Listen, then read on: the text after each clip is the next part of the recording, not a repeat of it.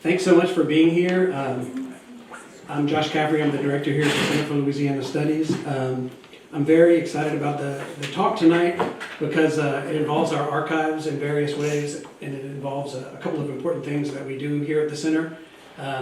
One thing we like to think of ourselves as doing is being a research hub for people who are interested in Louisiana studies broadly, but especially for people who are interested in Louisiana folk song, vernacular music of French Louisiana, connections between vernacular culture here, other parts of the world, especially Acadie. We have a long history of being a center for Acadian studies and a center for the study of Louisiana as part of Southern Louisiana as part of the broader Acadian world. So we have a researcher here who's going to speak second, Ms.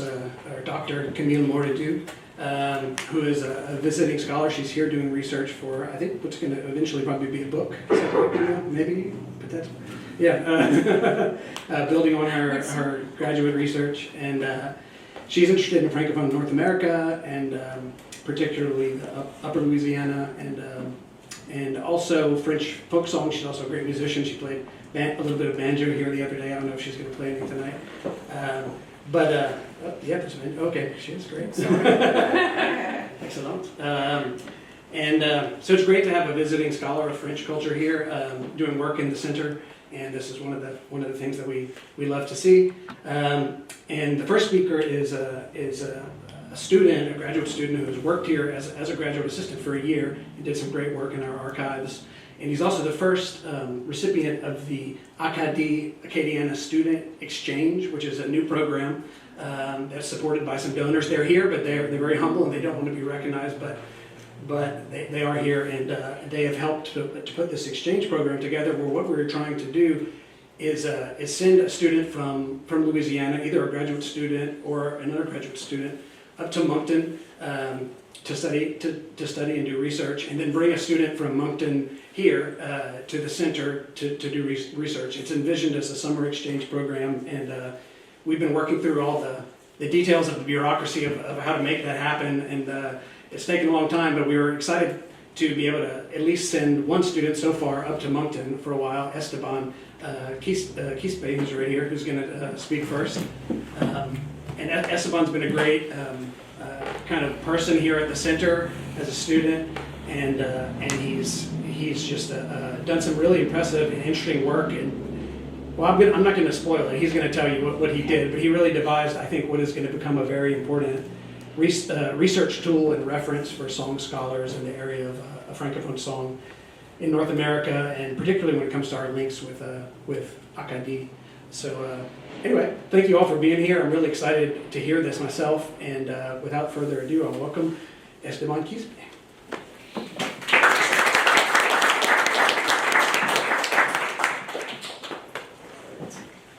Hello everybody, and thank you all for coming.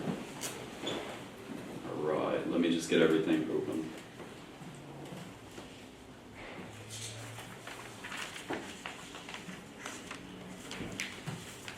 Okay. So, first of all, I wanted to take a chance to thank the donors, as well as the Center for Louisiana Studies, the Centre d'études acadiennes, and the Institut d'études acadiennes for making this whole entire thing possible. And now we will talk about the project that I did for the Acadiana Student Exchange Program, which I call the collection or collection Acadie-Acadiana. Okay, so just in general, I'm going to go over more or less the just kind of timeline that we had working on the project. So submission deadlines were in April of this year, and I got acceptance around May. So we got the stipend through up and around July 5th, and so we had a little bit of a time window between that and the beginning of this semester to get everything underway. So what I ended up doing was cutting my time in half, literally spending 3 weeks, more or less, in Moncton, and then 3 weeks in Lafayette to do research at the Centre d'études Acadiana in Moncton and the Center for Louisiana Studies here in Lafayette. All right. So the general framework of the project was formed. As it says, the project should in some way intersect with the shared cultural and historical relationships between Louisiana and the Acadian regions of Canada. So generally, I had to find a way to form not only what I do with songs, but to link the two areas. And of course, both areas being Francophone and having the shared historical background that we have two different French song repertoires in which there's always been a question. Are there any songs that are from French Louisiana that actually do have Acadian origins? And I've had many conversations with Louisiana musicians in which we've kind of debated it, gone back and forth with, if anybody knows Gerard Dole, he wrote a whole book on the subject, just kind of debating whether it's possible or not, you know. So that kind of ultimately drove me to conceptualize this actual project. So, like I said, the research question I had in mind was which French Louisiana songs, if any, are of Acadian origin. So this becomes a little hard sometimes to answer very directly. So what's mostly been done in terms of research on this particular question has been done on direct correspondences between Acadian songs and some songs that we have here. But I decided to kind of take a different approach with it, and that was to sort of cast a net, if you will, over both repertoires to see if we could literally find as many songs as possible to work with. So, and that is not the end of the presentation. So, we're just going to be switching around between documents a little bit. So, when I was thinking about how best to possibly do this, I was thinking about different works, different theory, just what there was to tie something together. And then I started thinking about geography. So there are two particular scholars in the past who have done major work on French folk songs, and they would be Conrad Lafort, who did a lot of work with the University of Laval in Quebec and worked with a lot of French song in terms of North America, but also Europe and beyond. And Patrice Quarot, who did a lot with French songs in France and Europe more particularly. So both tend to be a standard when it comes to working with French songs. Whenever you're trying to classify or find out what a certain variant of a song is in terms of which song is it, because I don't know if anyone in particular works with French songs or folk songs in general, but sometimes when you have a song that's unclassified, oftentimes what we'll just do is just put the first line of the song as a title.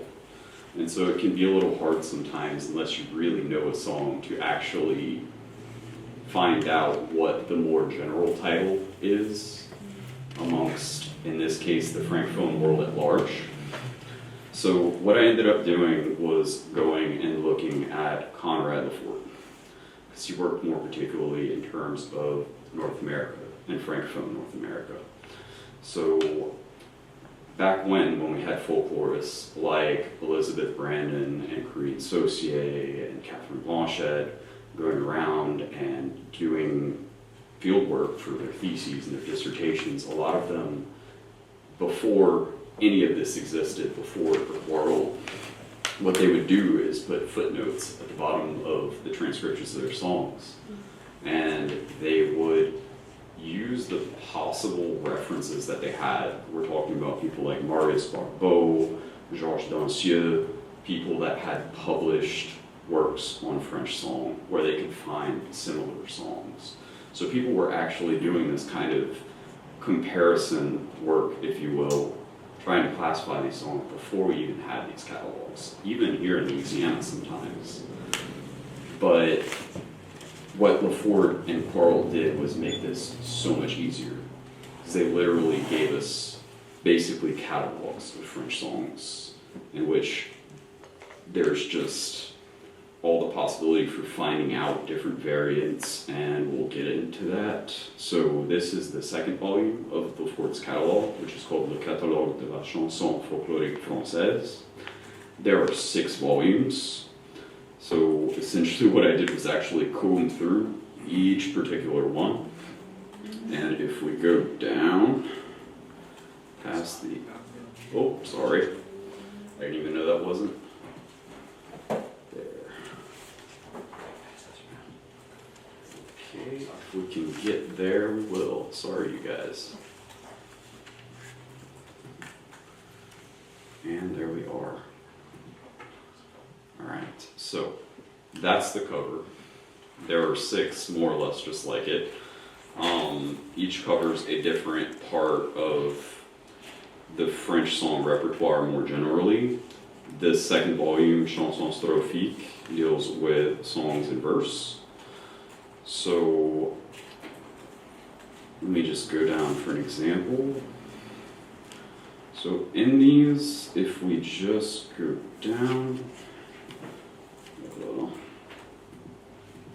okay, so for example, we have the first song, which is under a category of chansons à caractère épique ou tragique.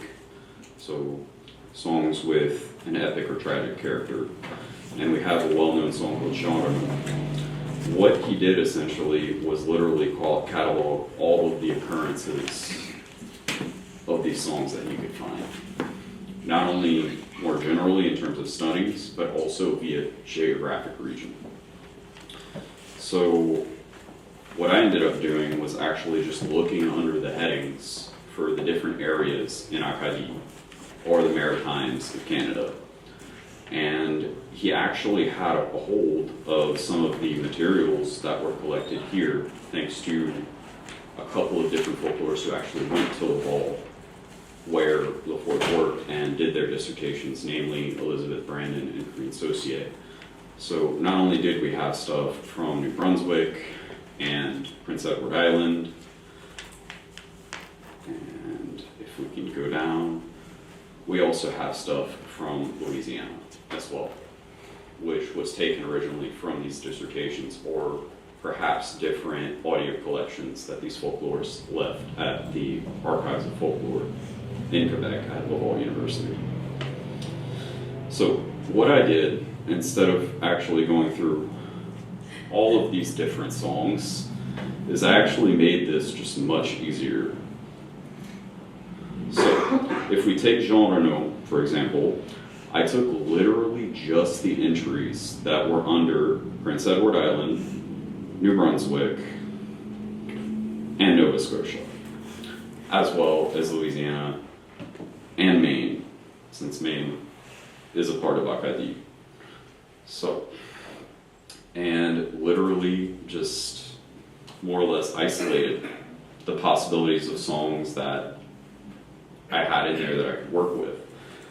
So why this is important is because not only do we have what collection it belongs to, Lafort also gives us accession numbers, the name of the singer, when it was sung or recorded. Also, sometimes if we look, it's also manuscripts. I decided to mainly focus upon recordings because from actual recordings, we can develop all the different things we need. Transcriptions are also important, but if we have a recording, we can also make a transcription. We can note melodies. We can extrapolate. So, from that, I boiled things down to even more lists. So, for example, in this very particular one of the collections actually at Moncton, which is a big part of their collections, is Anselm Chasson. And he was a very important folklorist for their area. And ultimately, I have that one song from him, right? But what I did was actually go through and get every song that had a concurrence not only with Louisiana, but also the Maritimes, right? And all the ones from his collection, I just put on a general list. And what I found when actually working in Moncton, because this is all preparatory work for the most point, is that a lot of the accession numbers had actually changed with time, because archives change methods and things change. So here you actually see some of the particular accession numbers that Lafayette gave on the left, where it says AF number, and then we have the one that actually corresponds to the collection over at the Centre d'études acadiennes in Moncton. So, all right. And for example, whenever I was asking for particular songs, I would make giant lists of these, and I literally did this for every single collection that I went through, because it wasn't just Ansel and Chasson that I ended up going through. So, what all of that led to, I had done some work on an audio library before I ever started working with the Center for Louisiana Studies, and it gave me a little bit of background in archiving, digital archiving specifically. And so what I kind of did was I boiled what I learned from that down into a very simplified form, and I made a small digital library of all these songs that I found variants not only between the Maritimes but in Louisiana, and I placed them in folders where we could actually find everything. So this is just an example. It's like if you had a folder on your desktop, right? So it's the collection Acadie-Acadiana. We go in. So this is the general, just, I guess you could call it the general kind of accession number for the catalog with a generalized title that Lafayette gave it. So if we actually go back to Lafayette, that's the same way he would categorize a particular song, just the heading. So if we go to Jean Renaud, for example, we see it's split between Canada and the United States as per bigger regions, just like it is in Lafayette's actual catalog. So if we go into Canada, what we see is that there's actually occurrences of these songs, not only in New Brunswick, in Nova Scotia, and Prince Edward Island. And we'll get back there in just a second. Sorry, it goes all the way back up. And we go into the United States, and of course we have Louisiana. So when we go more particularly into Louisiana, we see the basic layout for the actual region in which the songs are found in, right? We have not only if there are transcriptions that were available. I mainly focused on recordings instead of transcriptions. I got what I could, but I couldn't always get one for every single one. But like I said, if we have a recording, we can actually develop transcriptions therefrom. So for example, we have Renaud, Fais-moi mon lit, which is a first line of a different variant of Jean Renaud. And we also have this document called Données relatives aux chansons. So it's literally just data relative to the songs. And if we go therein, we find literally everything that you need to know if you had to go and find that song.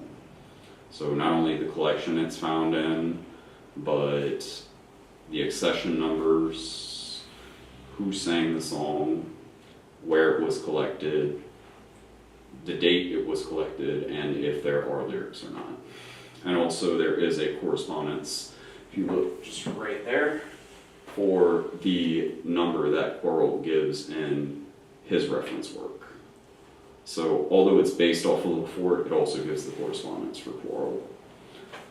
So, and also one of the things I ended up kind of really thinking about is that when we're looking for correspondences between Acadie and Acadiana, it's hard sometimes to reconstruct oral transmission, so I chose not to necessarily leave out any particular occurrence of the song to say whether it's Acadian or not until such a time that somebody can actually sit down and do more in-depth comparative work between songs. The whole point of this was to literally create a repertoire of songs found in both places, have the materials in front of us to where we can actually start to do these more in-depth comparisons, to have all the materials in one place, if you will. So,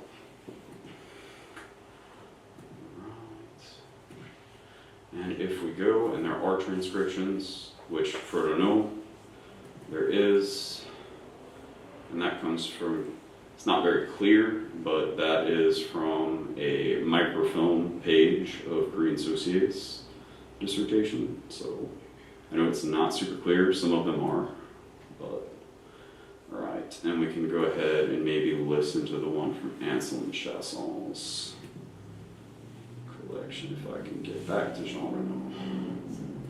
Folders and folders.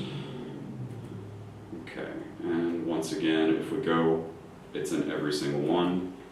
So if it'll want to load, cool. And if we go down, there's a lot of different versions that were in New Brunswick. That's the one from Anselm Chasson in his collection, which was sang by Madame Lucienne Gardon, who was 64 years old when she sang it, and she sang it in Adamsville in Kent County on the 20th of November 1959. So let's go back to her and just play the song. Cool. If it'll let us. Let me just reload the page. Google Drive isn't always friendly to sound files. My apologies. La chanson de Renaud par Madame Lucien Gaillard. Renaud, Renaud, le vieux revient, apportant ses tripes dans ses mains. Renaud, Renaud, la vieux revient, portant ses tripes dans ses mains. Sa mère qui est sur le pavé, qui le regarde venir de loin. Sa mère qui est sur le pavé, qui le regarde venir de loin. Renaud, mon fils, réjouis-toi. And I'm gonna play another clip from a version from Louisiana, because it's a little bit of a long song, so. Alright.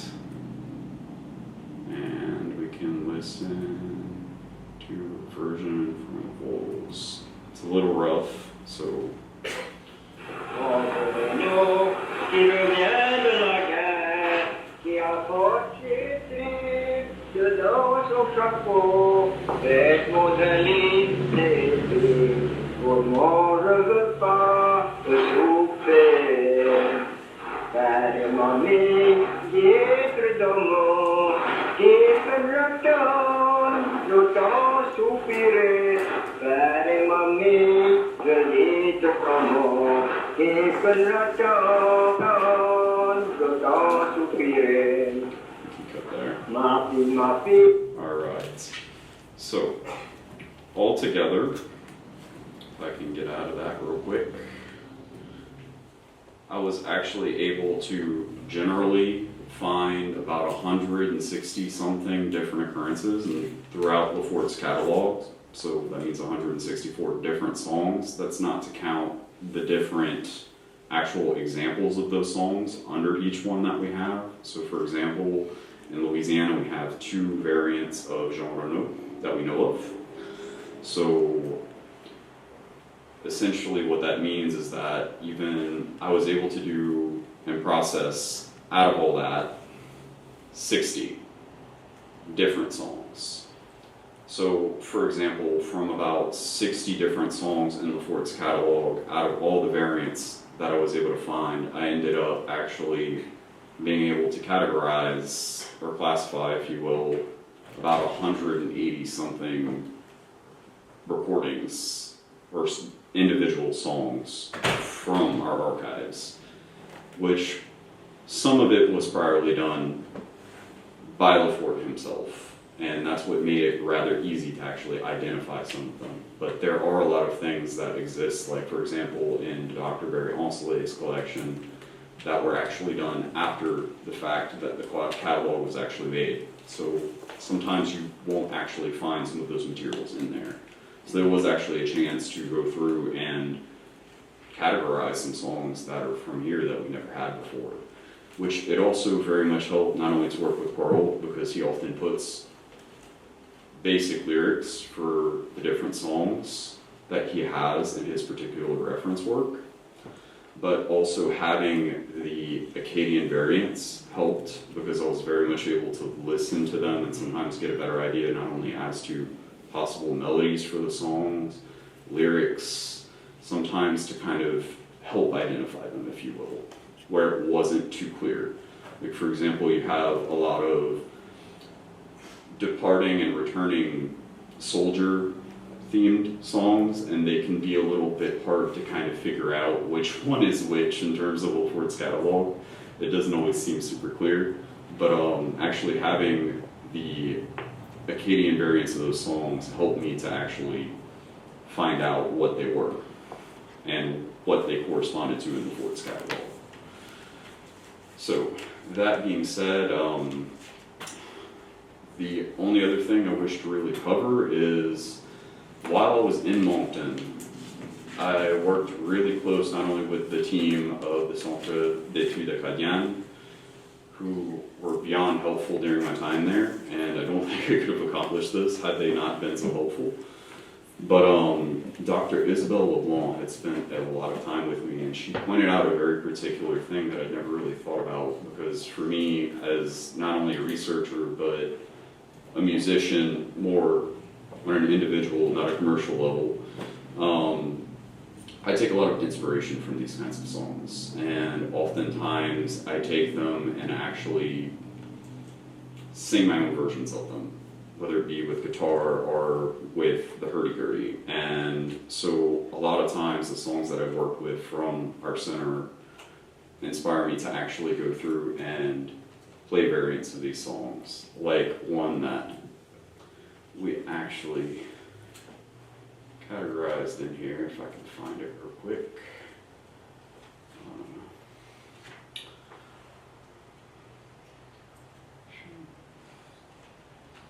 See, all of the return of the soldiers in the parts. There's a lot. Let's see. La fille malade au vive l'amour. So for example, we have the Louisiana version, and perhaps it's a song you'll know. J'aimerais de voir mon aimable brune, mais je ne sais pas si je l'aurai. Oui, je l'aurai, quoi qu'elle me coûte, quoi que ses parents lui en coûtent. Vive le vin, vive l'amour, vive la fille à nuit comme le jour. All right. So this particular song is called, in his catalog, La Fille Malade, or it can also be called Vive l'amour. So we can listen to an Acadian version real quick, and before that, or after that rather, I'll actually get into maybe playing a song for y'all. So, all right. There was 2 versions of it in New Brunswick, and we'll listen to this one. Si je continue de là. Commencez. C'est dans Paris qu'il y a une brune, c'est à savoir si je l'aurai. Oui, je l'aurai, coûte ou pas coûte, donnez-moi du vin que j'en goûte.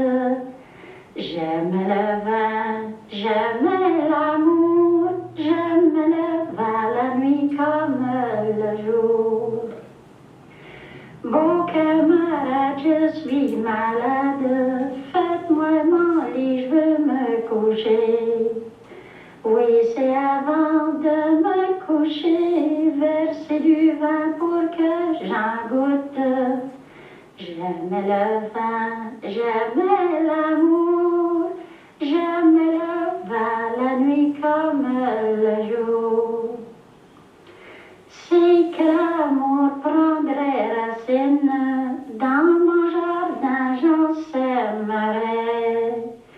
J'en sèmerai si long, si large, j'en ferai part à tous mes camarades.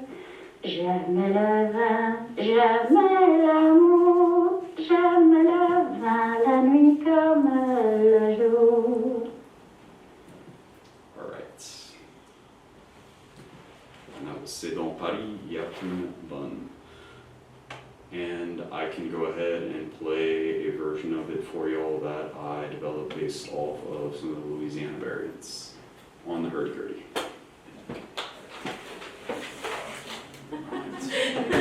I know.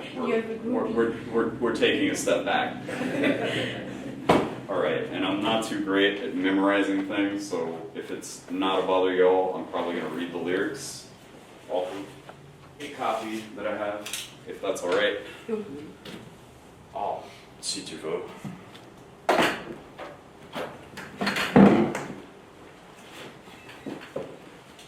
So,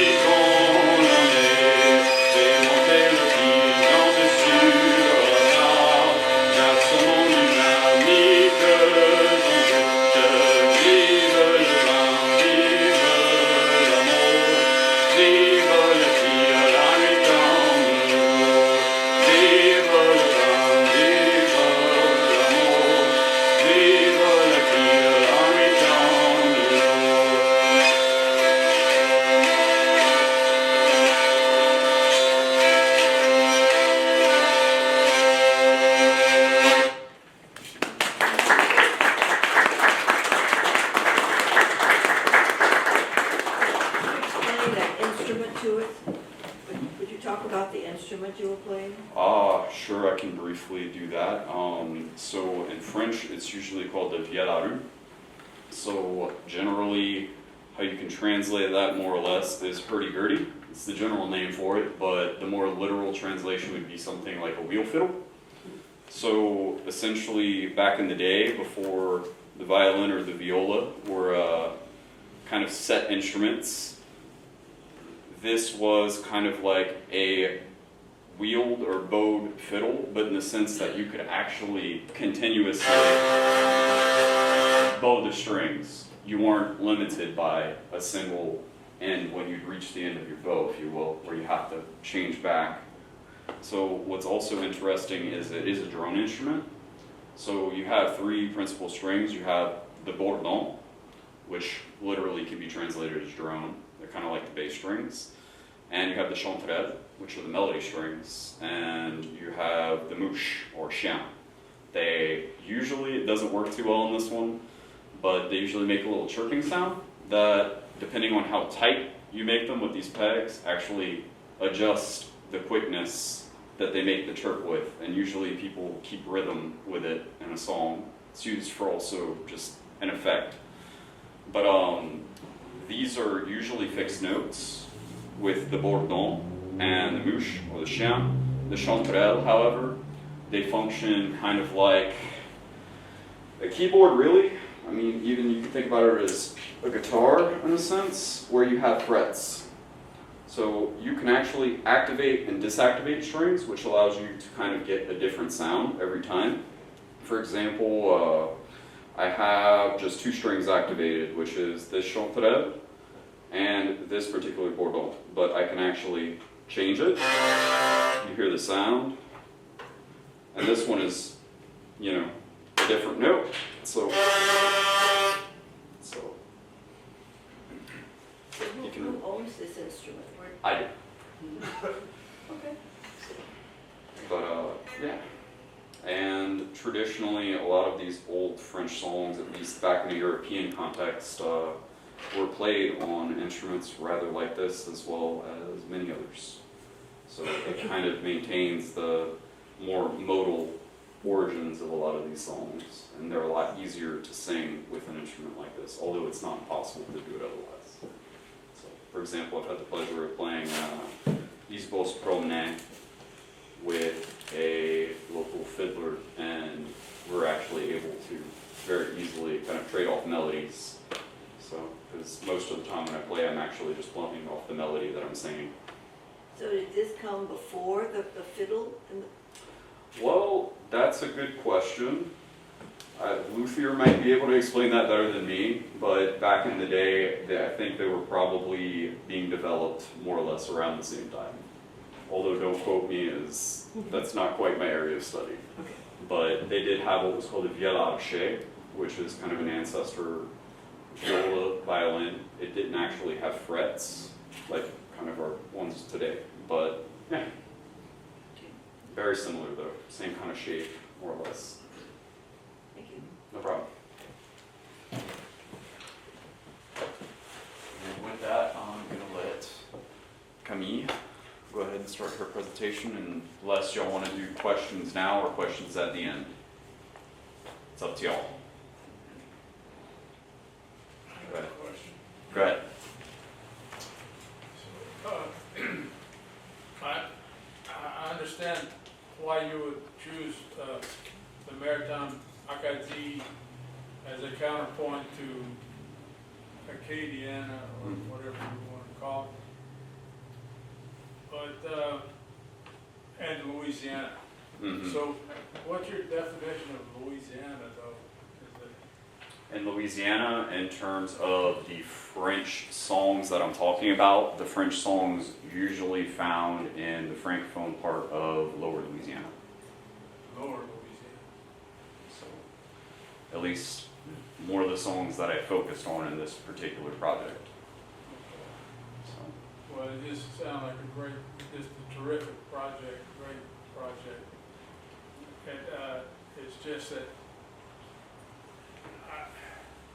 there was another great migration from Upper Louisiana to Lower Louisiana, approximately the same time as there was from Acadia to Louisiana. right, and I mean, as well as, subsequent different groups of French colonist settlers that have come over time from not only different parts of Acadie, but France and Quebec, and, not to mention Saint-Domingue and all the different other possibilities for origins. Right. Kind of a follow-up question on that. You had a very interesting research question of, are there songs, and people always talk about this, are there songs that could have come, Right. with the Acadians when they were deported from Acadie to Right. Louisiana? And it's so hard to answer that question because of the way oral transmission works. Exactly. But do you have any speculation, having done all the work that you've done, about, are there certain song bodies, or are there certain songs that you say, well, maybe this is one for whatever reason, could have, or might have? I would rather not place any particular notion on any singular song that I looked at, and that's exactly for the reason that you state. Oral transmission, or at least, how shall we say, if you can think about it in the whole tree aspect that we usually do, or even a genealogical tree, if you can think about it in terms of song from oral tradition, so-and-so handed it down, so-and-so and so-and-so. They're very hard to reconstruct unless we actually had recordings or some kind of written record of who gave it to who, but that's sorely lacking most of the time. So I think sometimes the best thing we can do is actually really sit down and look at the melodies and similarities in the actual text, quote unquote. So, but what this does is actually bring all of these materials closer together so we could possibly actually start to look at the subject, period. Because I think that's been one of the major barriers, is we can get a thesis from, or just transcriptions from somebody that did work collecting an Acadie, but can we actually hear it and verify that's what they're saying? There's so much more you can have when you have the actual source material. Yeah, to have it right in front of you too. It strikes me it's also useful when it comes to the analysis of melodies, because, I mean, even just in the songs that you heard, there are different melodies that flow with different Right. lyrical data, so that seems like important work to be done, that just, this will facilitate it. What's the catalog of those melodies, It's been done for English folk song, but I don't know that it's been done. More of the musicological, or at the musicological side of it. Yeah. I think a lot of that rests to be done as well, but I mean, at the same time, having all of those in a singular place allows someone to be able to do that work much easier. Yeah, definitely. So. Kind of same question. While going through Lafayette, did you happen upon any song which is way more widespread in Acadia and Louisiana than in any other region? Oh, yeah, of course. Jean Renaud would be a wonderful example, period. I mean, there's two known variants here in Louisiana. One that was in Avoyelles Parish, which is all the way southeast of New Orleans, and one in Avoyelles, which is the northernmost part of Acadiana, quote unquote. So. And, but there's like at least maybe I can't remember the exact number, but there's above 10, definitely maybe above 15 somewhere in the general region of just the Maritimes. So and that's not counting the different manuscripts that also might have copies of that. I literally just focused on the recordings. So there's actually more variants than what there are in there. And that's also, I was limited to what I was able to find at the Centre d'Études Acadiennes as well. So there's kind of limitations on using Lafayette to actually gather data in this way, but it gives you a nice basis to work from. And how do you plan to make it available? We'd like to dive, for example, into the Grenadier versions. So I think the first way that I could respond to that is definitely coming in as researchers to the center, making that available on the level of an actual collection that you can consult. But beyond that, Dr. Caffrey and I were actually talking about this because the original way that I thought about it was like, okay, well, we are going to get some songs from the Centre d'Études Acadiennes and we can just send them also our variants of these same songs. But Dr. Caffrey gave me a wonderful idea, and it would be wonderful to explore possibly doing this along with the University of Moncton, and that would be to possibly to make a website, kind of like what's done with the Lomax collection, for example. One thing we talked about is if this exchange program, which we're continuing to build, we're hoping, I mean, we're imagining those students are going to have different research projects, but we're also hoping that future students at that program can kind of build on what Esteban kind of build the groundwork for, you know? So they may come from other disciplines, you know, they may come from history, or they may even come from, I don't know, computer science. Theoretically, I guess they could, but they could be engaged with the work, this sort of work, and maybe making it more accessible. Because it will, once available, if it's possible, it will really save months to many people. And I mean, once again, in my time, I was only able to process maybe like 60 different songs. I have material for much, much more. It's just with the time constraint of the actual project itself to do the research, with also being in school and having different things going on. There's only so much I was able to do in a month and a half. So, but to put all that together in a month and a half was quite a feat. So, to say the least. When you listen to these songs that have different variants, can you see any sense of kind of progression in the lyrics or the melodies? I mean, it really depends on the singer and sometimes what's there.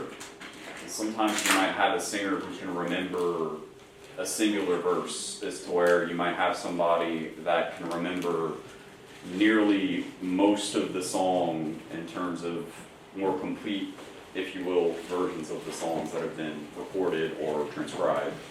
So that can depend on the age of the actual person singing, that can depend on whether the person that handed it down to them actually knew the whole thing. I mean, it can be dependent on so many different factors.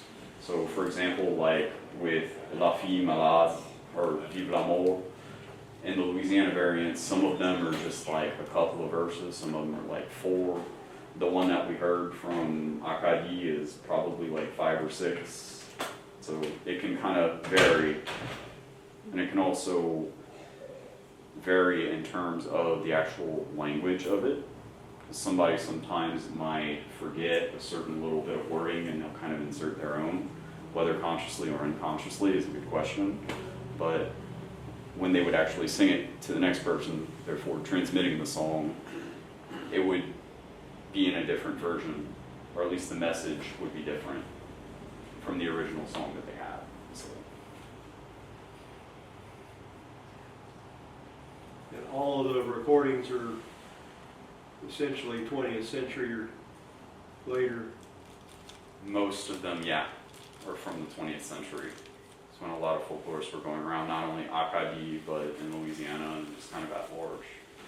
And also you have to think about the advent of actual recording technology around which started to kind of take off in Louisiana, probably towards the later 20s, early 30s.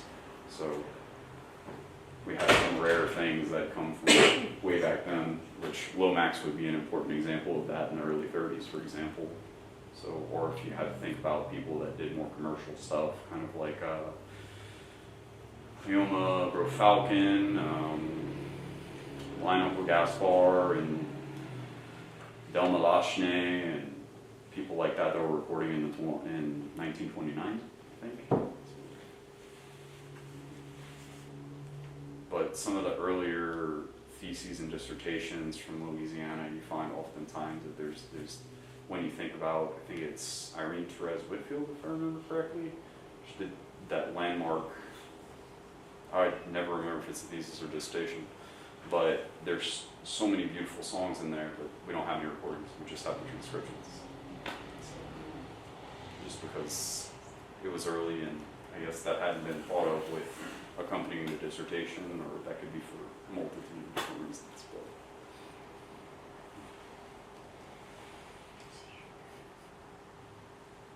All right. Any other questions? All right, well, I will hand it over to Camille